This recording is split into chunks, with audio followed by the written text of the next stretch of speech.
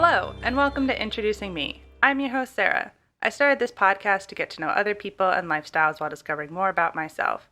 Each episode, I will give a new guest a chance to discuss their background, culture, interest, or whatever they want to talk about to help increase all of our own worldviews. Today, I would like to introduce you to Dr. Eric Hinton. Eric was my professor at Susquehanna University. He is the director of bands there. So in addition to being my professor, he was also my private lesson teacher, my boss. So I got to know him pretty well over the 4 years, but we were joking before this that I was like, I know you in a professional work-student relation status and not really your background. So I'm excited for him to share a little bit more about his life here, and I'm so thankful for him to take the time out of his day today. So Eric, why don't you go on and say hello? Tell us a little bit about yourself. Well, hello. As you mentioned, I'm the director of bands at Susquehanna. I'm originally from Philadelphia, Pennsylvania. One of 3 children. Did my undergrad at Northwestern University and my master's at Northwestern in conducting. Then went off to Germany for a while and then did a PhD at the Royal Birmingham Conservatoire and came on back to the wonderful United States. And I've been here at Susquehanna for 15 years. Wow, congratulations on 15 years. Thank you. So we're going to start randomly in the middle of all of that. What made you go abroad for your later degrees? Well, it was something that I always wanted to do. When I was in 8th grade, we did a trip to Paris and London with my middle school. I went to Masterman in Philadelphia, which is a fairly well-known middle school. Now it's actually all the way through from, I think, kindergarten all the way through to high school. But at that time, it only went up to 8th grade, and then they started adding grades. Anyway, we had this trip that we would go abroad. The French class went to Paris, and then we did a little bit in London. And I just thought it was an amazing experience, and I've always wanted to go back and try to think of ways that I could do that and make money.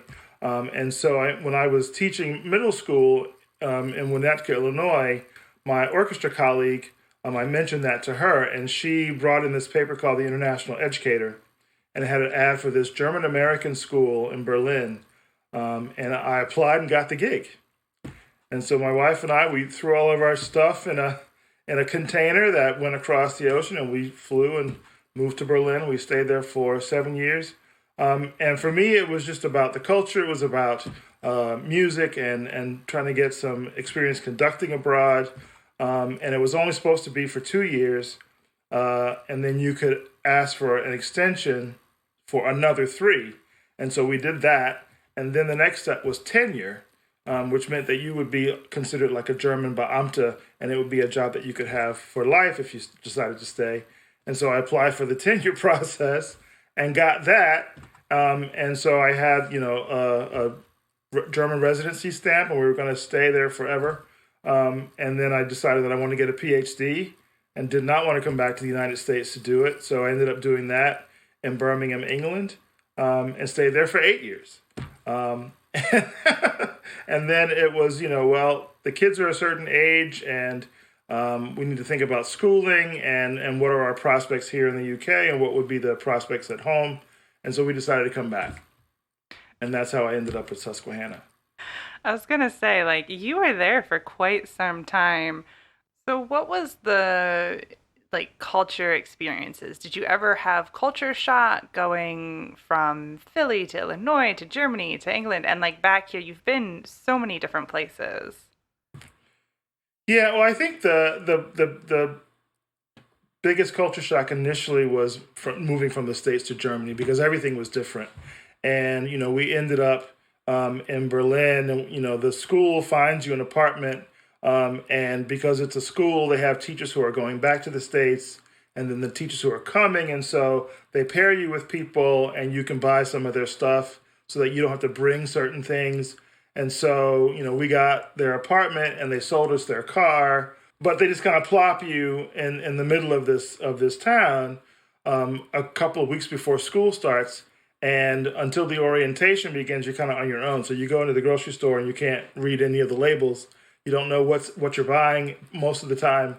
And so that was very different. And, all the other differences, I think, took some getting used to, but they were pleasant experiences. They were pleasant differences. And there wasn't really much of a shock going from Germany to Great Britain, I guess because I had been abroad so long by that time and had visited England anyway while we were living in Berlin.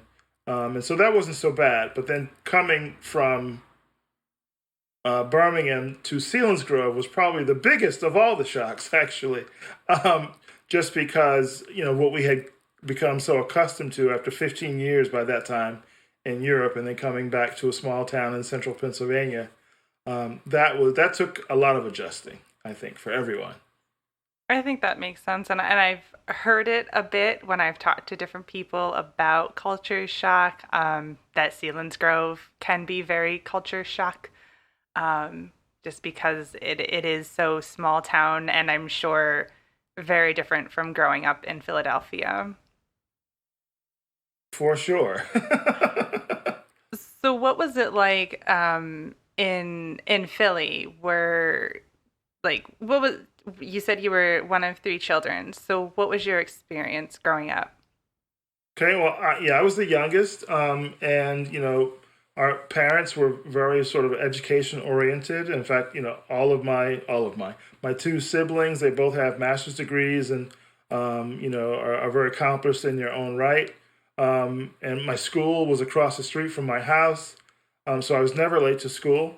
That was nice. And then at a certain point in elementary school, we got tested academically, and so I was given the opportunity to go to Masterman, this wonderful school in the center of the city. And so that just opened up a lot of things for me, the trip to Paris and London, and then my involvement in music. I was in the orchestra and had great teachers, and that was, a wonderful thing for me to be around all that culture, to go to then from Masterman to Central High School, which is, I think, the second oldest high school in the country, second oldest public high school in the country. And that was an all-boys school at the time. It's not any longer, but it was an all-boys school at the time. And the girls' high school of Philadelphia was right down the street. And so, again, a lot of music, a lot of camaraderie, and just great experiences with the program there, and doing Masterworks concerts with the girls at Girls High, and then being a part of the All-City Orchestra, the All-City Band. It was just a great time. It sounds like your path then to decide to become a full-time music professor definitely makes sense, hearing what you were doing even just in high school. So when and how did you figure out that you wanted to get all of those degrees? Well, I don't know that you ever go into it thinking I want to get all of these degrees, but I knew, I suppose maybe halfway through high school. I mean, I went through a lot of different phases. I used to think about being an architect. I wanted to be a mathematician at one point. I was way into biology for a little while. But ultimately my involvement in music and being given leadership roles in our program, that was what sort of made me really excited, and was that thing that I couldn't imagine not doing.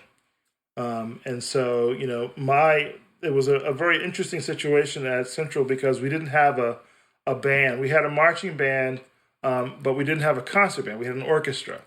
And our band director or orchestra director, Steve Walensky, just retired, actually, not that long ago. But he was a flautist in the American Ballet Theater, so he was a real serious musician with a pedigree, and so he instilled a lot of things in me that I take with me to this day. And so thinking about a career in music was something that I discussed with him. We talked about music education versus performance. And I decided on the music ed aspect. I was the drum major in the high school band, and so the conducting thing kind of excited me. And that was I think the first inkling that I knew that that's what I wanted to do.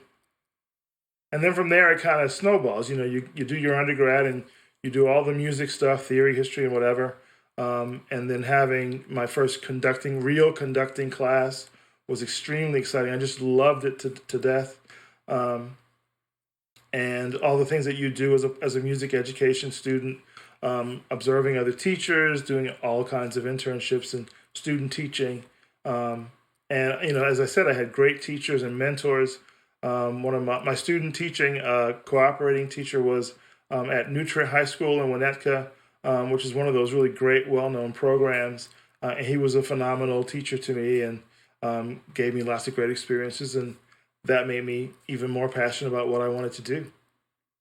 And now I gave a little bit, and because I was a student at Susquehanna, I know what you were doing at Susquehanna, but do you want to talk about your job currently?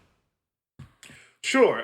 As a director of bands, I have a few different hats. I obviously conduct the bands at Susquehanna.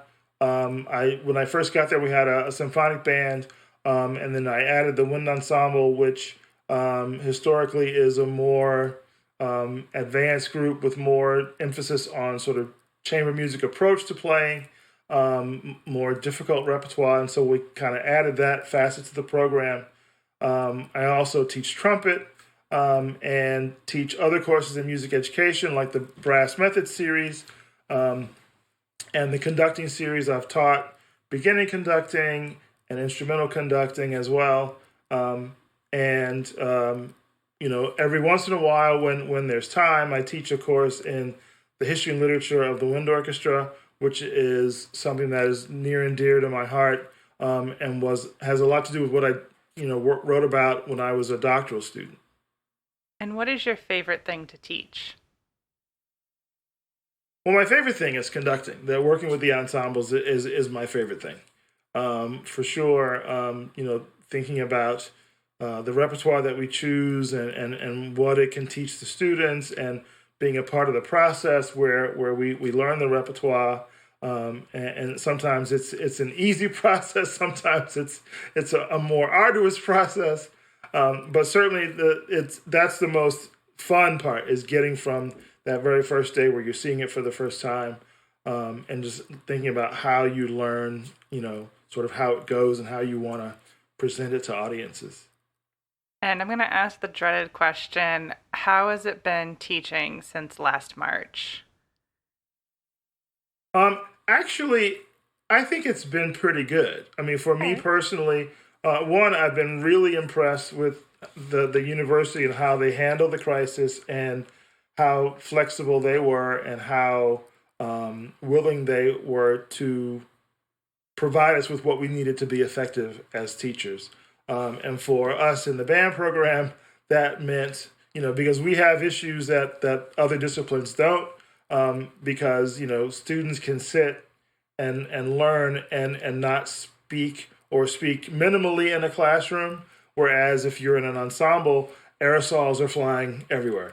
And so, we had to think about distancing, which everybody had to think about, but we also had to think about having covers for mouthpieces and that sort of thing, and covers for the bells, the ends of the instruments. So all those things had to go into it. And, we also had to be conscious of the capacity of the rooms, which changed because of the distancing. So rather than having an ensemble of 60, the pieces that we played were from between 6 performers up to 23. So that's a very different kind of repertoire, and the students were great and flexible, and really adapted to the situation well. And I think also the fact that we were doing chamber music changed the process and made them think a little bit more differently about the music. And because they were smaller pieces, the parts were more sort of one and apart, since it was like chamber music, and the students all of a sudden had more responsibility. Instead of being in a clarinet section of 15, where, there might be 5 firsts, 5 seconds, and so on, there was only 1 first and only 1 second. And so you had to know your part in and out, and you had a lot of responsibility, and the students enjoyed that, I think.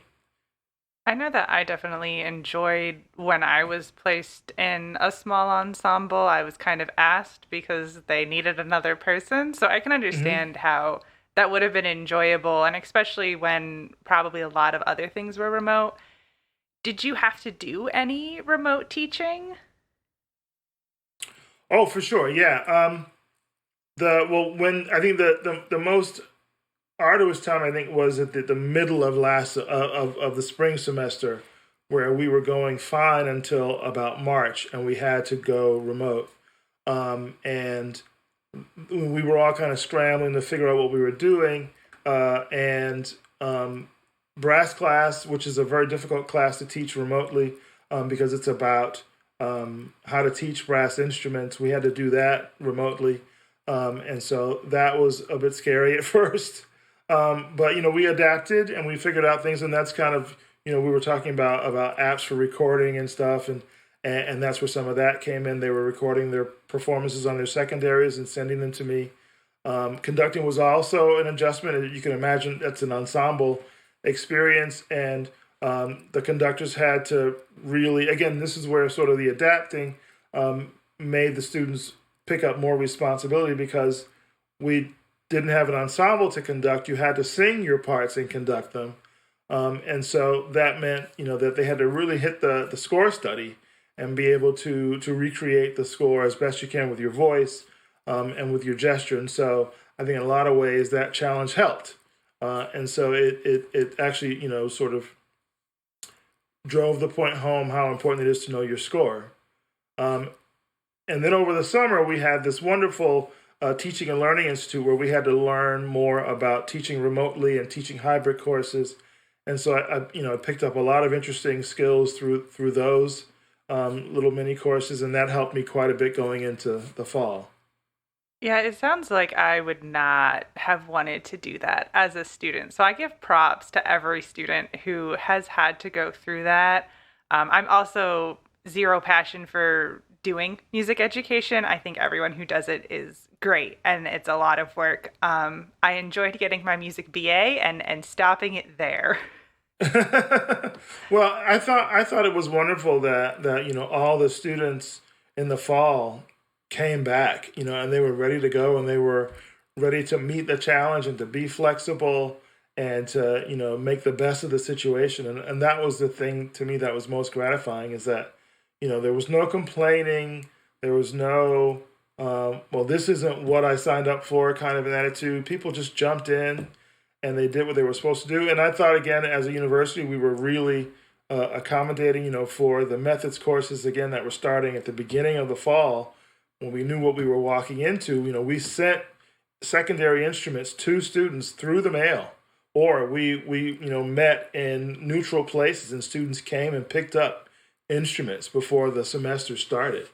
I sat in a mall in Tannersville in the parking lot with a van full of violins, trumpets, and other brass and strings to give to students who lived in that area so that they could have instruments to play from home, because we were going to be remote.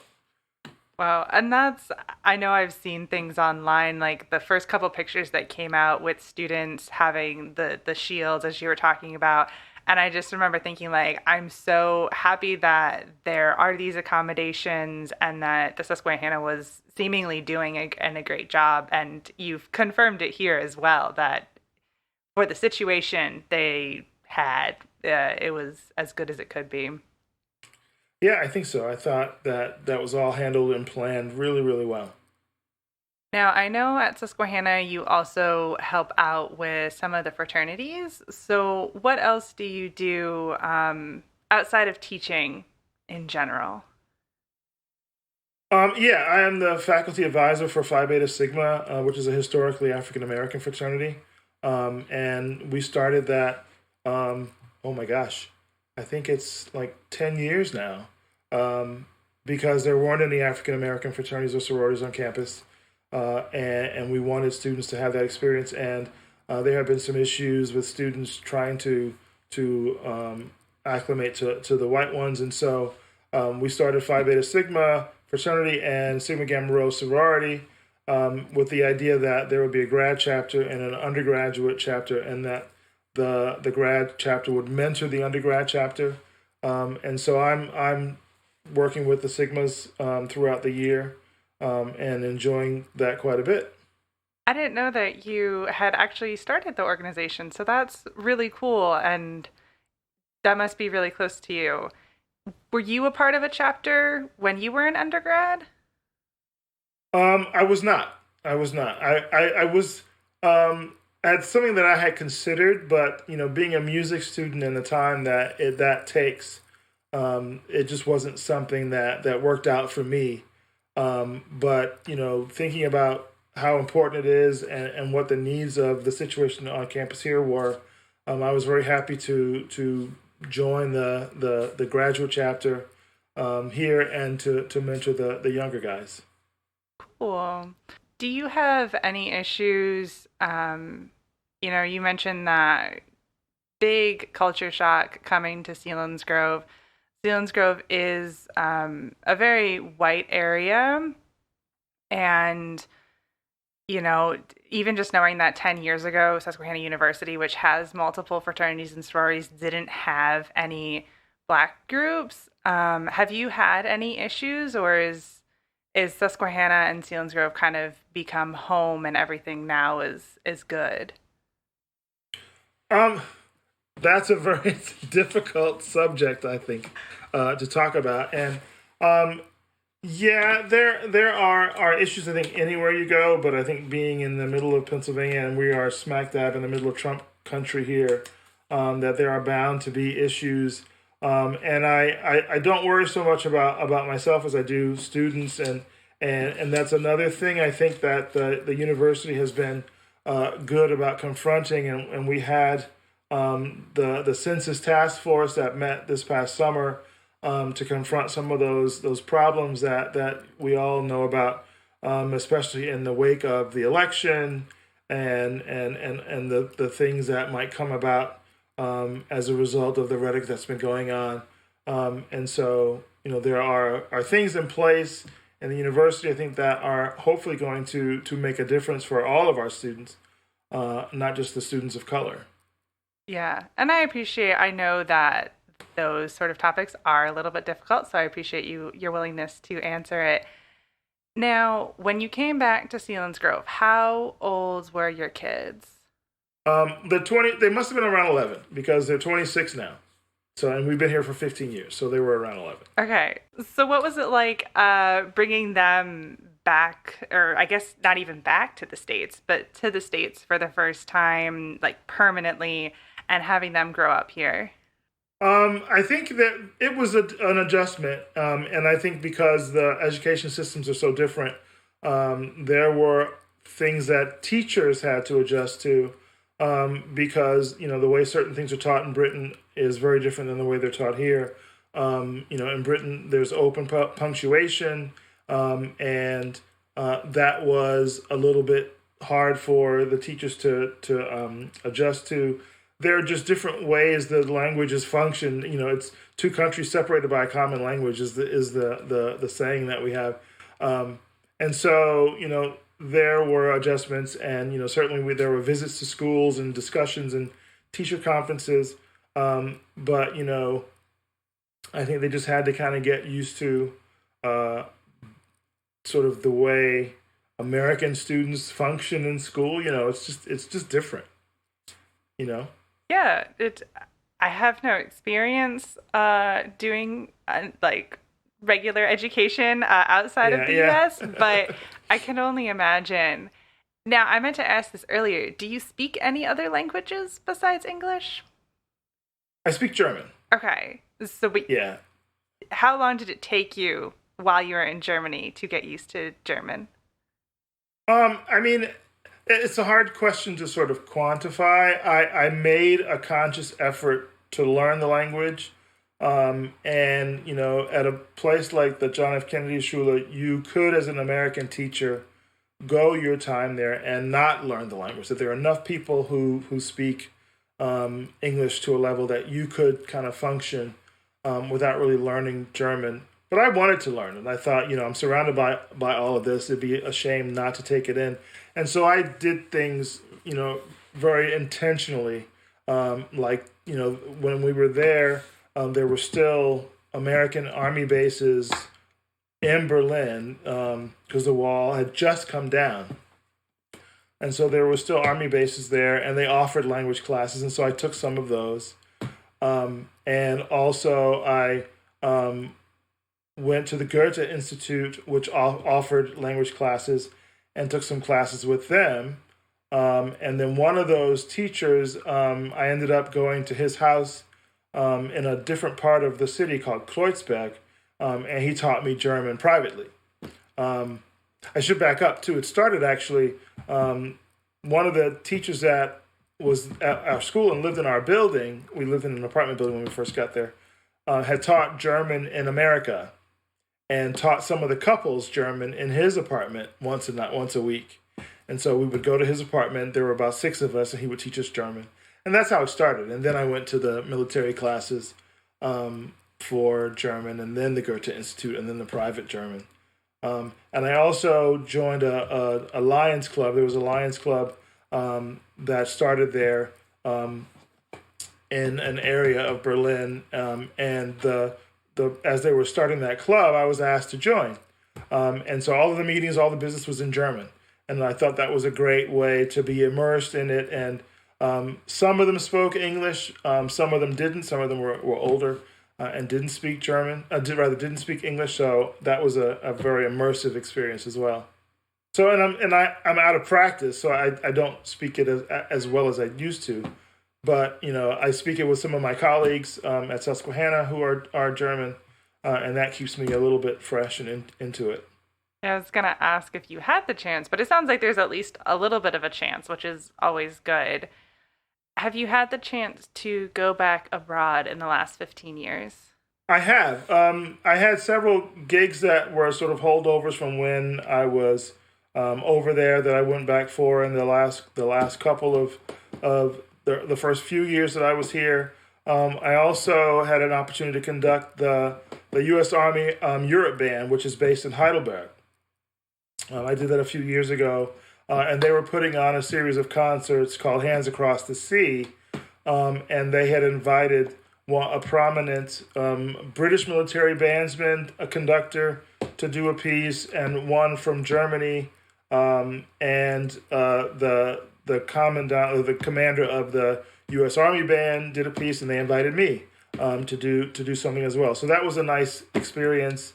And we did 3 concerts in the Heidelberg area, and I got a chance to speak to the audience, and I did that in German, just to kind of take that chance and keep those skills alive. And so that was fun. That was a lot of fun.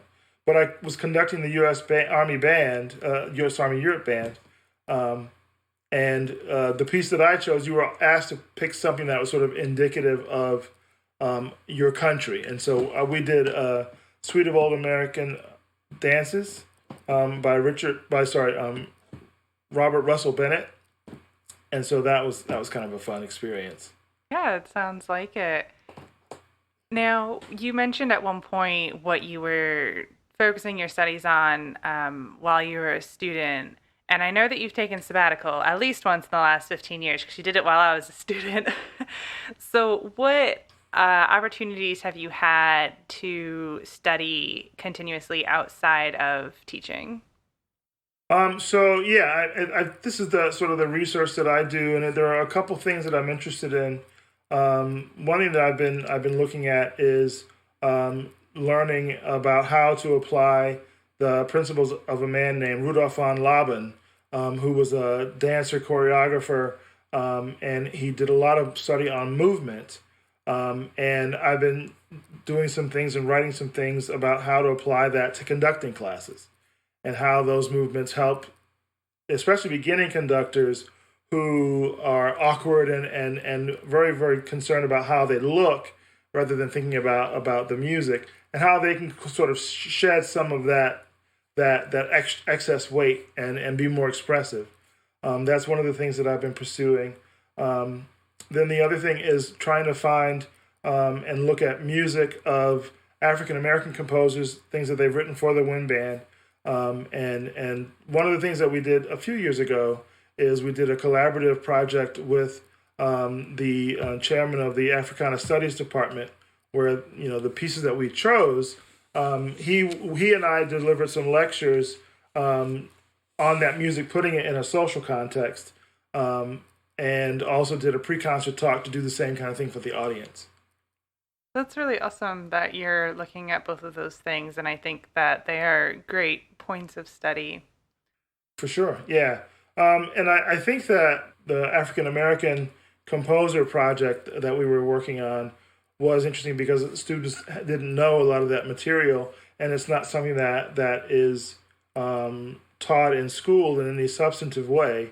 But they were very eager to learn it, and I think for the performance, it really helped to put the music in some sort of context that informed the performance in a very positive way. Well, and so much of music history is so old. Music history was probably my least favorite music course that I had to take. I have admitted to the fact that I am not a history person, and the things just don't tend to stick. Um, but it is so much older, and we get into 20th century. But I think more now, probably so than ever before, we are talking about race. But even then, the textbooks are filled with white people. Yes, and I think that learning about people of color in all different sort of areas that have contributed and that have enriched our lives is valuable. Is certainly important. And with the things that have been going on across the country, that's become a lot of what people are talking about these days. Definitely. Now, what have you not yet shared about your life that you would like to share with the listeners? Well, this is kind of a silly thing, but I love golf. That might not be as well known as it should be, I suppose. I'm not good at it, but I do enjoy playing it. And whenever I do something right or make a long putt or hit a really good shot, it's just enough to get me to come back the next time. It alleviates my frustration to the extent that I know that I'll want to go back out again. Do you golf often? I mean, during the pandemic, obviously, I didn't do anything, which was very, very, very sad. But in the summer when I can, I golf as much as I can. Okay. Yeah. Yeah. I mean, I definitely did not know that about you. Yeah. And I've actually had a lesson with. Do you remember Darby Orris? Yes. I've had a lesson with her father. Her father was a golf coach at Mifflinburg High School, and he's given me, I think, 1 or 2 lessons. I've always thought that it would be so good to get into golf, but I feel like it's very overwhelming to me to even try, like, beyond the I'm really decent at mini golf. My golf knowledge is so minimal. Well, I think it probably would have been easier for me to learn it earlier. I didn't start playing golf until I think around 2009. I used to teach at a music camp where we taught and conducted and did all of our sort of music stuff between 8 and noon. And then from noon on, we were free. And so I would spend that. I started, the very first summer I think I went there. I bought a set of golf clubs with the intention of, learning that in the afternoon. I had never golfed before, and so I kind of taught myself. And that was pretty appalling and very frustrating. But I did get some lessons while I was there. And just, when you start late, I think it's a very, very long process, a difficult process. I wish I had done it earlier. And then I would be in a different place. But I just love getting out there. Golf courses tend to be gorgeous. I remember going to a conference to present in Hawaii several years ago and making sure that I got on the golf course while I was there. And it was right over the ocean, and it was just a gorgeous day. And so things like that just kind of, are real big pick-me-ups. Well, and it's something that you can do pretty much anywhere. Did you have any athletics experience growing up? No. In a word, no. I did things that, all kids do. You go around, you play basketball, and you play football in the yard or on the playground. But no, I was not in any organized sports when I was a kid. I was in the band. That was all that mattered, was being in the band. That's all that mattered. I was in the band. Yep. And then I was leading the band, so that was even better. Now, I do, and I thought of this when you mentioned before, and you just said it again. You were leading the band. You were the drum major. Susquehanna does not have a marching band. They used to back in the day. What is your opinion on Susquehanna not having a marching band? Well, I feel like with the size of our school and the emphasis of our music department, I'm not sure that it's something that works well for us. I think that the stadium band and what we do in terms of promoting school spirit, and the kind of music that we're able to explore and have fun with, I think that's right for the size of our program. For a marching band to exist, to me, it would be a huge expense, and would also require things of music majors that might take away from them becoming better musicians. And I think that our emphasis is on our instrumentalists becoming the best musicians that they can be, and the social aspects and the that sort of stuff can happen in other ways. And the esprit de corps that you learn as a part of a marching band can happen in other ways. And for our music ed majors, we provide them with opportunities where they can get some of those skills. And all the students who come to us have been in marching bands for their entire time leading up to school, so they have had a lot of that.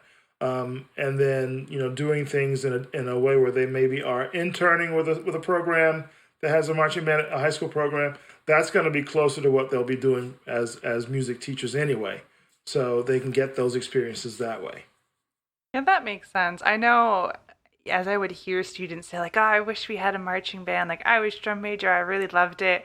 I would be sitting there like thinking exactly what you're saying. Like, it's a time commitment, and to truly do it well, and especially Pennsylvania is really big on marching band and like being really committed and doing all of the competitions, that it would have to be a really good program, and there just isn't time in the student's day.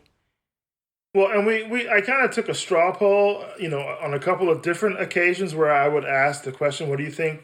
Should we have a marching band? And, you can find as many students who are glad that we don't have one, that wish we had one. So I don't know, if you could please everybody. I think, you're going to disappoint some who would like to have it. But I think that, what we do with Stadium Band is good for us. Yeah. At least at the moment. Well, and hey, I came to Susquehanna, and one of my main things about the music department was I want to be in a stadium band. So it was enough for me. I'm glad we were there for you. Well, I mean, I came in without the music major. My goal was to play in stadium band, and that was it. But then I got a scholarship which required me to take lessons and ensemble, and left with so much more. Well, I'm glad, like I said, I'm glad we were there for you. So I know one of the big things that Susquehanna does, and something I was very involved in working with you, is the honors band, which is for high school students. We would have tons of students coming to the university for a weekend. So what has changed with the pandemic, and what are you able to do for your high school programs to get students interested in music beyond high school? Yeah, we were very lucky last year that we were able to have it in its usual form. And we had a wonderful guest conductor, and it went extremely well last year, one of our best ones, I think. We made the decision fairly early on, knowing what was going on with COVID-19, that we would not be able to have honors band in the usual way. But at the same time, we didn't want to give up the contact that we had with high school students. We think that's just so important for them, what we can offer them. And so important for us, for them to know what we do and that we're here. And so we moved the honors band to a virtual format, that rather than it being 3 days, we used to have students come in on a Friday and audition for seating and rehearse all day Saturday and do a gig on Sunday. This year we're having a one-day event that starts at 9 in the morning and goes through till about 2:30. And it'll be divided into different sort of sessions. The focus of the day is going to be a piece by an African-American composer named Omar Thomas, who's written a piece called Sharp 9. And I like this piece, one, because it's a New Orleans-style march over blues changes, and there's room for students who want to improvise. And the nice thing about it that works for us in terms of the virtual nature of the festival is that it's written in a flexible format. So there are 5 parts that can be assigned to various instruments, and it's not sort of a set instrumentation that's written in stone. So that's a wonderful thing. And so there'll be chances for students to work with faculty and sectionals to go over the music and the stylistic context of it.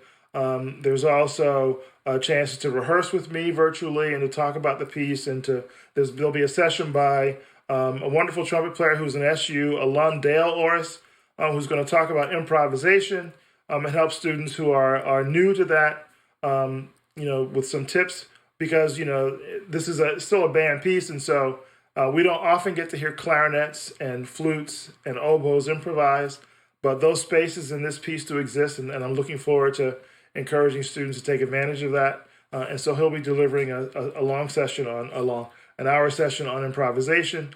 And then we're going to also offer a space for different sessions for students to kind of go where their interests take them. One will be a Q&A with students. One is going to be a session on careers in music. There's going to be one on breathing for wind players. One on taking auditions well. And so there'll be some things for students to choose from. And then we're going to finish with a faculty recital that will be a combination of live stream performance and pre-recorded performance of our wonderful faculty playing various solo works. So it'll be a nice way for us to still interact with students and give them some of our passion for music, and hopefully they'll come away learning things that they didn't know before. Yeah, it sounds like a great opportunity. And I'm sitting here listening to you talk about some of the sessions, and I studied with Dale the semester that you were on sabbatical. And I'm like, this is only for high schoolers. Like, how can I get in on listening to these talks? So when is it? I know it's normally early February, I think. So this will be on February 20th. Oh. Information about how to register will be, if you just go to the Susquehanna University Music Department website, there should be a space there for all of our high school programs. And so you should be able to find your way to a registration form pretty easily. If you have trouble finding your way there, just email me at hinton@susqu.edu, and I'll be happy to send you a link to the form. Awesome. And I can definitely leave more information in the description about these programs and all of the contact information. That'd be awesome. All right. So with all of my guests, I like to end it out with a random question.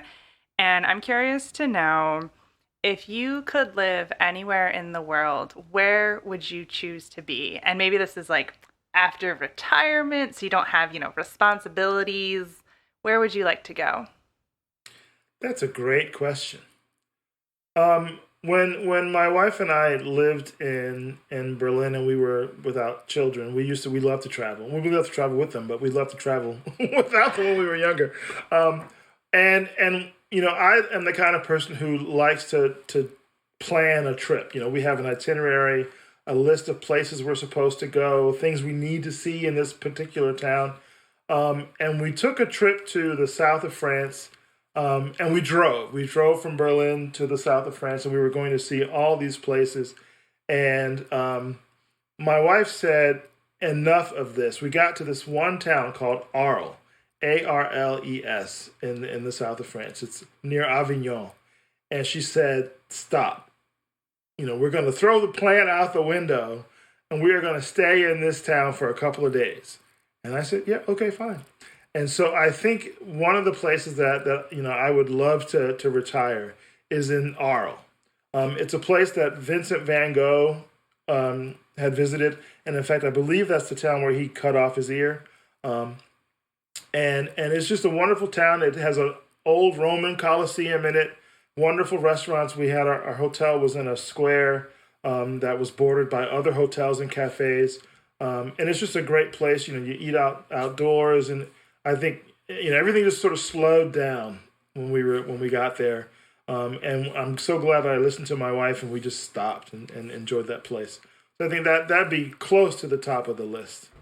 Cool. It sounds like such a beautiful place, and I love that you had such a plan. And like I am someone who will also plan that much, and then you were like, "Okay, we can throw it out the window." We threw it out the window, and we drank Cote de Rhone and just enjoyed ourselves.